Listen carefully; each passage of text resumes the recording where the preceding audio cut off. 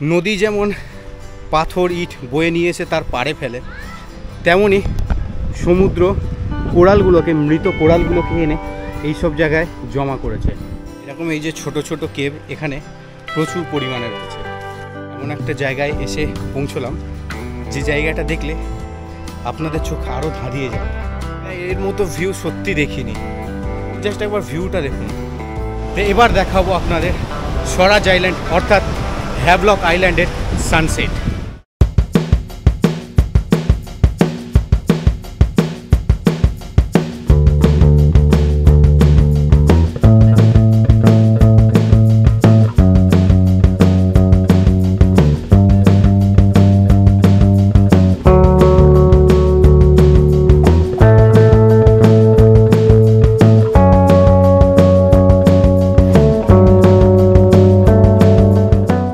বাজে প্রায় 2টোর কাছাকাছি। তো এখন বেরিয়ে পড়লাম রাধানগর বিচের উদ্দেশ্যে। তো বিচে যাওয়ার আগে, তার আগে যা সিরিয়াসলি লাস্টবার আমি এই যে রিসর্টে রয়েছি তার আশেপাশের যে প্রকৃতি সেইটা আর একবার দেখাতে চাই। শুধু একবার পিছনের পাহাড়টাকে দেখুন, অসম্ভব সুন্দর, অসম্ভব সুন্দর বললেও কম বলা হবে। এই যে প্রকৃতির মাঝে রয়েছি, সিরিয়াসলি খুব ভালো লাগছে। আর সবথেকে বড় ব্যাপার কি জানেন তো, এই মানে রিসর্টের খাবার দাবারের যে শাকসবজিগুলো, সেগুলো এই যে চাষ হওয়া শাকসবজিগুলো এখানে রান্না হচ্ছে। তো খাওয়া দাওয়াটাও পুরোপুরি একদম চাষের জিনিস থেকেই হচ্ছে। তো এবার গাড়ি এসে গেছে সামনে, তো এরপর বেরিয়ে পড়বো হচ্ছে রাধানগর বিচের উদ্দেশ্যে। তো ডান পাশে আমাদের গাড়ি দাঁড়িয়ে আছে, আর এখানে জাস্ট একটা ম্যাপ রয়েছে, হ্যাভলক আইল্যান্ডের ম্যাপ রয়েছে আমাদের এন্ট্রি গেটেরই সামনে। তো এটা হচ্ছে স্টার গ্লোরি রিসর্টেরই রিসেপশন ইউনিট যেটাকে বলা হয়। তো এখানে রাধানগর বিচের একটা ম্যাপ রয়েছে, তার উল্টো দিকেই রয়েছে এলিফ্যান্ট বিচ। তো জাস্ট এলিফ্যান্ট বিচটা আমাদের ট্যুরের সঙ্গে নেই, বাট এইদিকে কালাপাথর বিচও দেখতে পাচ্ছি। তো জাস্ট ম্যাপটা পুরোপুরি এখানে উল্লেখিত রয়েছে হ্যাভলকে।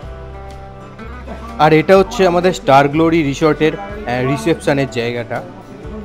এখানে check in time, check out time রয়েছে। দেন এখানে রয়েছে স্টার গ্লোরি রিসর্টের পুরো ফোন নাম্বার এবং অ্যাড্রেস।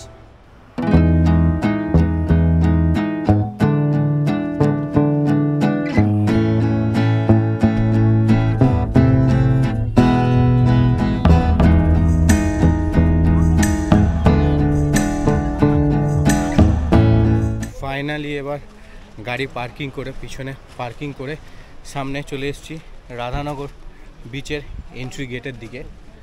তো আজকে পুরো সানসেট দেখা হবে এই রাধানগর বিচে, মানে পুরো সন্ধ্যা অবধি এই রাধানগর বিচেই থাকবো। মানে কুমির দেখা গেছিলো কিছুদিন আগে, তো এখন এই রাধানগর বিচের নামা পুরোপুরি বন্ধ রয়েছে। এটা অনেকেরই জানা ছিল না, তো জানিয়ে দিলাম। তো এখন কতদিন বন্ধ থাকবে সে খবর এখন পর্যন্ত পাইনি, বাট এখন পুরো বন্ধ রয়েছে। গত 17 তারিখ 18 তারিখ থেকে বিচের সামনে এসে গেছি।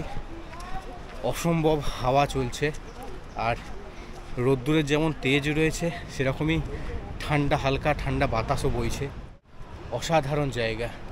শুধু জাস্ট পিছনে এই গাছগুলোকে একবার দেখুন,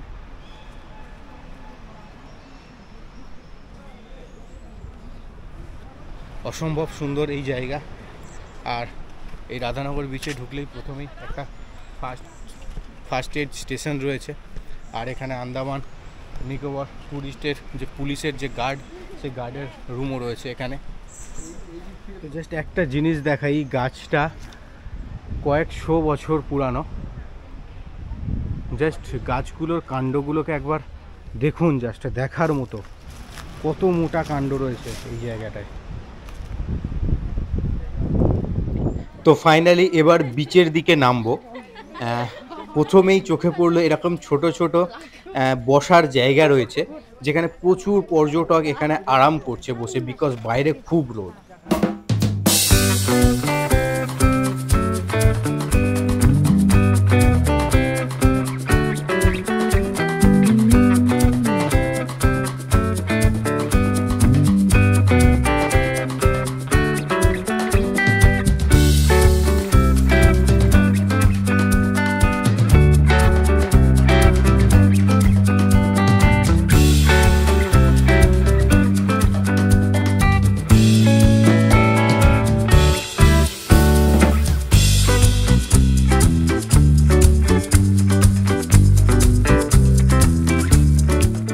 বিচে যখন ঢুকবেন চোখে পড়বে প্রথমেই ম্যানগ্রোভ।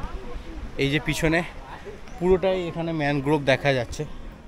আর যেটা হচ্ছে সব থেকে বেশি আকর্ষণীয় জিনিস সেটা হচ্ছে এই সমুদ্র।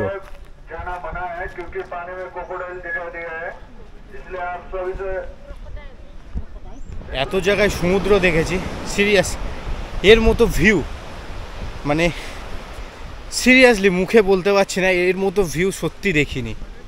জাস্ট একবার ভিউটা দেখুন। রাধানগর বিচ সম্পর্কিত কিছু তথ্য দিয়ে রাখি। রাধানগর বিচ হলো স্বরাজ দ্বীপ অর্থাৎ হ্যাভলকের পশ্চিম উপকূলে অবস্থিত, যা শহরের কোলাহল থেকে অনেকটাই দূরে। চারপাশে ঘন গাছ এবং নীলাভ সবুজ জলরাশি এক শান্ত ও স্বর্গীয় দৃশ্য উপস্থাপনা করে।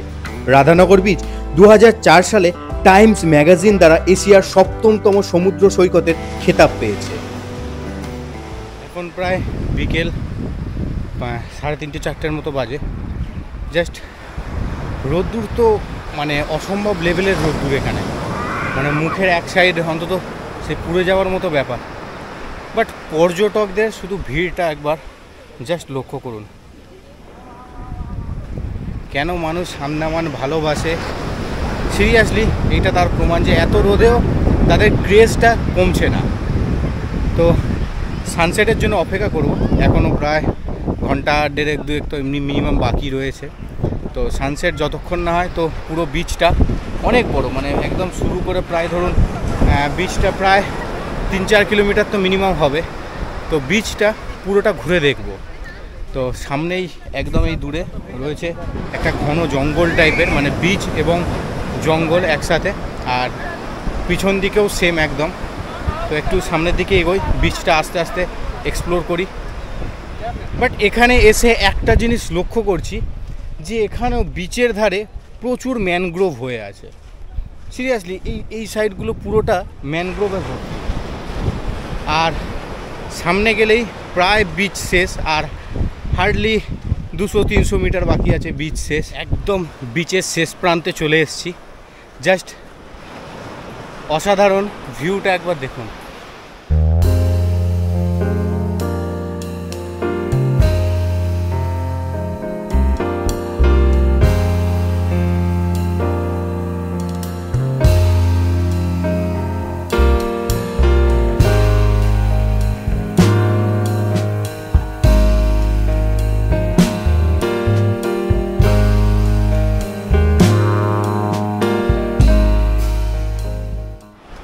সিরিয়াসলি বলছি, এখানে যদি কুমিরের ওই ঘটনাটা না ঘটতো তো ভিউটা দেখে যতটা এনজয় করছি বা ভিউটা দেখে যতটা আশ্চর্য হচ্ছি, হয়তো স্নান বা এখানে ওয়াটার অ্যাক্টিভিটি করার পর অনেক ভালো লাগতো। সিরিয়াস এখানে ব্যাখ্যা করার এখানে কিছুই নেই, শুধু এখানে মানুষ দেখতে আসে সানসেট, আর এখানকার যে ফিলিংস, এই মানে বে অফ বেঙ্গল তার যে অনুভূতি সেইটাই জাস্ট নিতে আসে। আর অনেকাংশে এটা একটা হিস্টোরিক্যাল প্লেস।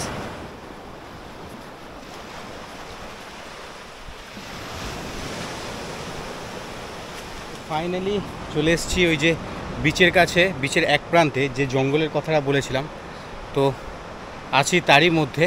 আর এই ফাঁকা থেকে দেখা যাচ্ছে বিচ।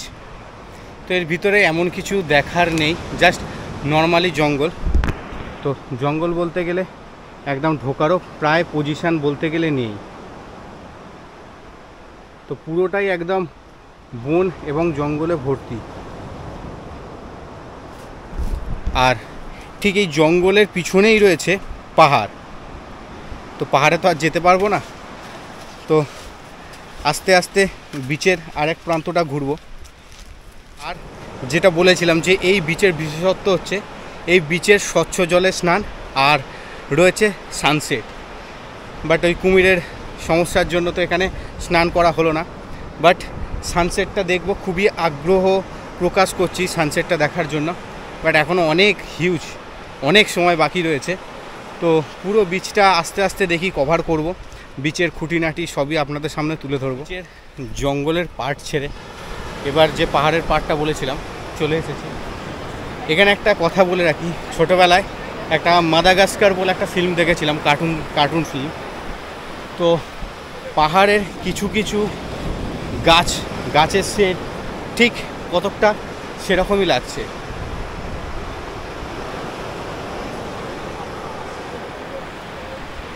তো এবার আস্তে আস্তে এই যে মানে পাহাড়ের যে পজিশানটা, পাহাড়ের পজিশানের দিকে আস্তে আস্তে এগিয়ে চলেছি। তো এই হচ্ছে সেই পাহাড়ের অংশ। সিরিয়াসলি এক অসাধারণ পরিবেশ। তো এই যে পাহাড়ের যে সেই পাহাড়ের গাটা দেখা যাচ্ছে, আর এখানে পাহাড়ের যে গায়ের যে পাথরগুলো, অবশিষ্ট পাথর, সেগুলো এই সমুদ্রের ধারে পড়ে রয়েছে। যে জন্য এই সি বিচটা এতটা বিখ্যাত, শুধু জলের স্বচ্ছতাটা দেখুন একবার।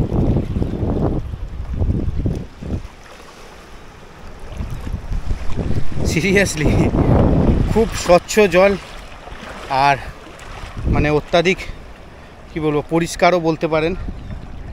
আর আর জায়গাটা তো অসাধারণ, কিছু বলার নেই জায়গা সম্পর্কে।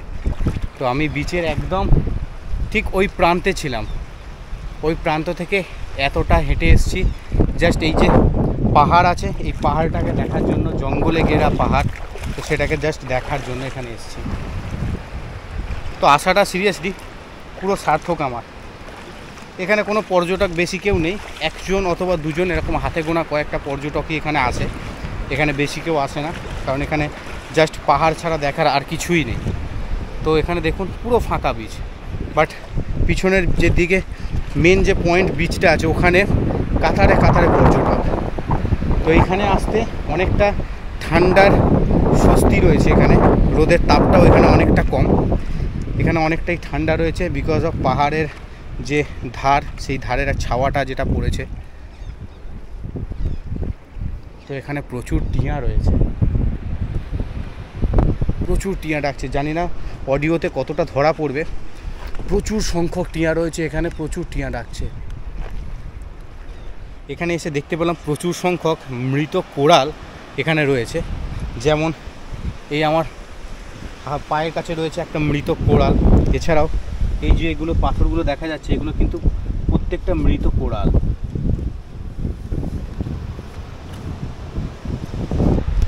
সিরিয়াসলি এটাও দেখে অবাক হলাম, এখানে প্রচুর সংখ্যক মৃত কোরাল রয়েছে এখানটায়। হাঁটতে হাঁটতে প্রায় অনেকটা দূর চলে এসেছি। এখানে পাথর নয়, 90% অথবা 95% পুরোটাই কোরালের দেয়া বসে সেখানে। এখানে বেশিরভাগ সব কিছু যতটা দেখতে পাচ্ছি, পাথরের থেকে বেশি এখানে সব মৃত কোরাল। তার কারণ যেদিকে তাকাচ্ছি, ইভেন এই দিকে যে বড় বড় যে চাইগুলো দেখা যাচ্ছে, যে টুকরোগুলো দেখা যাচ্ছে, সেগুলো পর্যন্ত কোরাল। সিরিয়াসলি অসাধারণ জায়গা, না এলে মানে বলে বোঝাতে পারবো না যে কতটা সুন্দর জায়গা এই জায়গাটা। তার উপর এতটা জল স্বচ্ছ, আর আকাশের কারণে জল এতটা নীল কালার। সিরিয়াস মানে ফটোগ্রাফি, ভিডিওগ্রাফিতে ব্যাখ্যা করা দুষ্কর যতক্ষণ না আপনারা চোখে দেখবেন। চলে এলাম এই পাহাড়ের গায়ে, জাস্ট জায়গাটা একবার দেখুন। নদী যেমন পাথর ইট বয়ে নিয়ে এসে তার পাড়ে ফেলে, তেমনি সমুদ্র কোরালগুলোকে, মৃত কোরালগুলোকে এনে এই সব জায়গায় জমা করেছে। আর এই হচ্ছে সেই পাহাড়ের পুরোটা ধারটা। আর যখন একদম জোয়ার থাকে, জোয়ার অবস্থা থাকে, তখন জল পুরো পাহাড়ের যে এই যে লেয়ারটা, ফার্স্ট অ্যান্ড সেকেন্ড এই যে লেয়ারটা দেখা যাচ্ছে, এই পর্যন্ত পুরো ভরে যায়। ইভেন কখনো কখনো গাছের গোড়া অবধিও চলে যায়। তো এই জায়গাটাও দেখার মতো, বাট এইখানে কোনো রকম কোনো পর্যটক আসে না। এই আইল্যান্ডে এসে এই পাহাড়ের তলায় একটা ছোট্ট কেভ দেখতে পেলাম। তো জাস্ট কেভটাকে একবার দেখুন। এখানে মানে জোয়ারের সময় সমুদ্রের জল ভরে, সেটা বোঝাই যাচ্ছে। তো জাস্ট কেভটাকে একবার দেখুন। এরকম এই যে ছোট ছোট কেভ এখানে প্রচুর পরিমাণে রয়েছে। এই কেভগুলো সচরাচর সৃষ্টি হয় ওই সমুদ্রের জলের ধাক্কারই কারণে। তো এখানেও এই সামনেও একটা যেমন একটা রয়েছে। আর সিরিয়াসলি বলছি, এখানে কোনো পর্যটক নেই, এই আশেপাশে কোনো পর্যটক নেই। আর জাস্ট সামনের দিকে তো প্রচুর ভিড়, আর এই দিকটার ভিউটা না দেখলে সিরিয়াসলি অনেকটাই মিস করবেন। জাস্ট ভিউটা একবার দেখুন, সামনে কোরাল, ইভেন কত বড় বড় কোরাল আছে একবার লক্ষ্য করুন। ওই দিকেরগুলো পাথর আছে, বাট এইগুলো কিন্তু কোরাল রয়েছে প্রত্যেকটা। আর সামনে রয়েছে ওপেন সমুদ্র।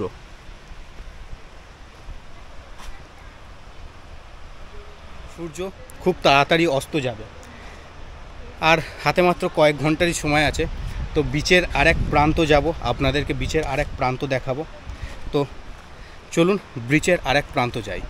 তার আগে এখানে কিছুটা ফটোশ্যুট করব এখানটায়। তো একটু এখানে সময় কাটিয়ে একান্তে তারপরে চলে যাব বিচের আরেক প্রান্তে। তো ফাইনালি এবার যার অপেক্ষা ছিল, সূর্য অলরেডি আস্তে আস্তে ডাউন হচ্ছে। তো এবার দেখাবো আপনাদের স্বরাজ আইল্যান্ড অর্থাৎ হ্যাভলক আইল্যান্ডের সানসেট।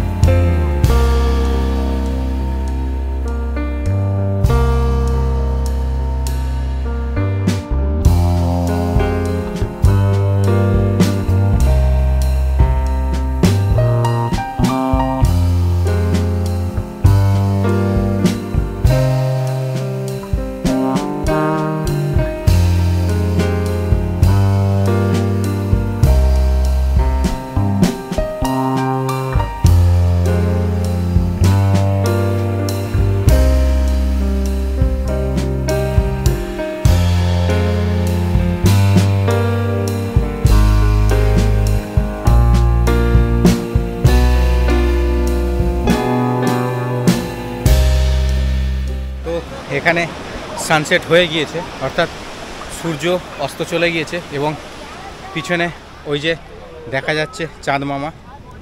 তো আজকের মোটামুটি ব্লগ এই অবধি শেষ। তো কালকে দেখা হচ্ছে নীল আইল্যান্ড। ভিডিওটি কেমন লাগলো জানাবেন, আর যদি ভালো লাগে অবশ্যই চ্যানেলটিকে সাবস্ক্রাইব করবেন, আর ফেসবুক পেজটিকে অবশ্যই ফলো করবেন। তো আজকের মতো টাটা। তো কালকে দেখা হচ্ছে কালাপাথার বিচে।